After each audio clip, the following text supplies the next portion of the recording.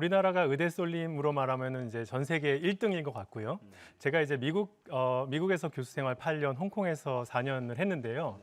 홍콩과 미국의 의사의 처우가 굉장히 좋은 편입니다. 그러니까 그 나라에서도 의대 쏠림 현상이 있지요.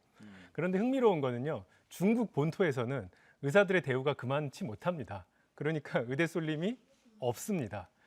뭐 미국과 비교해 본다면은 미국에 있는 학생들도 의대 가는 것이 굉장히 훌륭한 선택지 중에 하나이지만 그 이외의 직업들이 많아요. 그러니까 IT라든지 로여가 된다든지 그런 그 의사가 아니어도 꽤 좋은 직장이 되는 것들이 많기 때문에 의대 쏠림이 우리나라만큼은 아니다라고 말씀드릴 수 있을 것 같습니다. 우리 그 수능 성적을 쭉 보게 되면 의대가 가장 높고요. 그다음에 약대가 있고 그다음에 이제 삼성 SK 사는 반도체 계약학과라는 게 있습니다. 그게 가장 높은 점수죠. 취직이 보장되어 있는 곳이죠. 그렇죠. 뭐 모든 게 지원하는 그 제도인데 그게 지금 11개 대학에 한 510명 정도를 뽑는데요. 뭐 저는 한양대에 이제 저희 SK 하이닉스하고 그 계약학과를 하고 있는데 보통 보면 이제 입학을 하게 되면 거의 등록은 안 합니다. 그럼 예를 들어서 40명을 뽑으면 41등이 이제 올라오는 거죠. 작년 같은 경우는 뭐 연대도 마찬가지고 한양대도 마찬가지고 뭐 270%. 그러니까 저 밑에 있는 사람들이 올라오는 겁니다. 반도체 계약학과 같은 아주 누구나 좋아하는 학과들도 의대 때문에 1차 합격한 사람들은 다 빠져나가고 뭐 또 이제 지금 또 의대 열풍이 불어버리니까 이미 이제 입학한 학생들도 반수를 또 시작을 하는 거예요. 재학생들도 빠져나가는데 이런 현상이 뭐 아마 그 11개 대학의 모든 계약학과가 똑같은 지금 현상을 나타내고 있을 정도로 이 의대 강풍에 의해서 이제 의사 시험을 다시 치려고 하기 위해서 빠져나가는 그런 상황입니다. 재학생들이 많이 빠져나간다고 하면은 그러면 정원이 비어 있겠군요. 아니죠. 원래 이제 우리가 뽑을 때 원래 정원만큼 뽑고 그다음에 이제 후보자들이 쫙 있는 거죠. 후보자들 밑에 꽉 쓰실 수 있습니다. 그러면 이제 그 밑에 있는 사람들이 의대 빠져나가면 그 밑에 있는 사람이 다시 올라오는 거죠. 그 올라온 친구가 재학을 하면서도 또 의대 정원이 넣으니까 또 다시 또 재수를 하는 거죠. 인문사회과학에서도 뭐 의과대학을 진학해야겠다는 사람도 물론 있겠습니다만 사실 이공대에서 의과대학 열풍이 부는 건 사실이고요.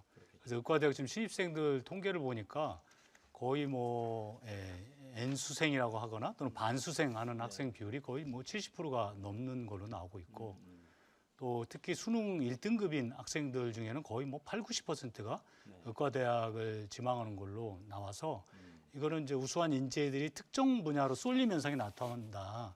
이건 사회적으로 상당히 심각한 문제고 어떤 다양성이나 어떤 균형 있는 발전을 해치기 때문에 어떻게 보면 인문사회과학도 마찬가지지만 특히 이공대의 학생들의 이전이 많은데 이런 문제는 국가적인 차원에서 정책을 잘못 수립했기 때문에 이런 결과가 나온 거 아닌가 좀 더 근본적으로 좀 되돌아볼 필요는 있다고 생각합니다. 이 의대 열풍이 사실상 사교육 시장에서 대세인 상품의 판도를 재편했다. 이제 그렇게 봐도 과언이 아닌데요. 이 사교육 상품이라는 건 최상위권 반을 모방해서 그 아랫단의 성적의 학생들을 대상으로 하는 반이 재편되는 구조이기 때문에 최상위권 반의 이 명칭을 보면 그 흐름을 알 수 있습니다.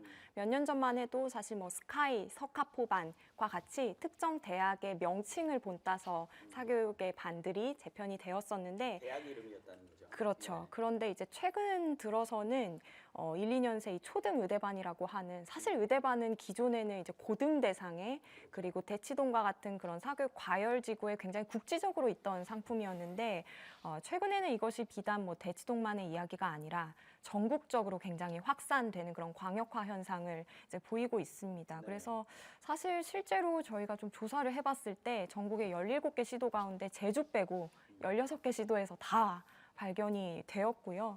한 136개 선행 프로그램을 저희가 단순히 그냥 온라인 검색만으로 다 발견을 해냈습니다. 그런데 그곳에서 어떤 선행을 돌리고 있는가 하니 평균 한 4.6년 정도의 선행을 하고 있다. 그러니까 초 5, 6학년 아이들에게 고등과정, 수원 이런 커리큘럼을 돌리고 있는 거죠.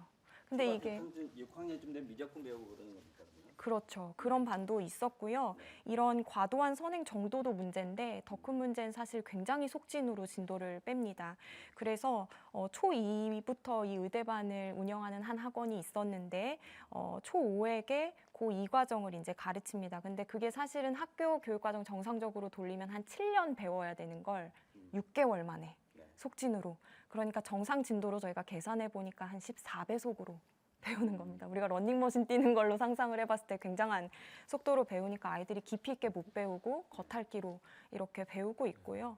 뭐 요즘은 또 이 의대가 사교육의 종착지라고 하면 영유라고 불리는 유아대상 영어 학원은 사교육의 출발점이 돼서 이 의대를 목표로 영어를 이제 교습하는 경향성이 또 짙어지고 있어서 뭐 4세고시 그 영유를 들어가기 위한 대비 상품들이 지금 사교육 과열지구를 중심으로 굉장히 전국적으로 확산되는 추세입니다.